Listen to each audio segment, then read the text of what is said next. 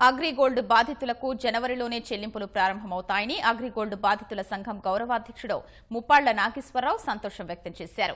న్యాయం చేయాలంటూ చేపట్టిన 4 ఏళ్ల సుదీర్ఘ ఉద్యమానికి ప్రభుత్వం లిఖితపూర్వక హామీతో పరిష్కారం దొరికిందన్నారు.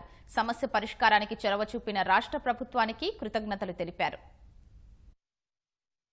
జనవరి నెల ఆఖరిలో 4వ వారములో 5,000, 10,000 లోపున్న బాధితులకి తొలి విడతగా డబ్బులు పంపిణీ, వారి డిపాజిట్ సొమ్ము పంపిణీ జరగడం అనేటువంటిది ఒక అద్భుతమైన తొలి విజయమని నేను ఈ సందర్భంగా తొలి అంశంగా ఉందని తెలియజేస్తున్నాను.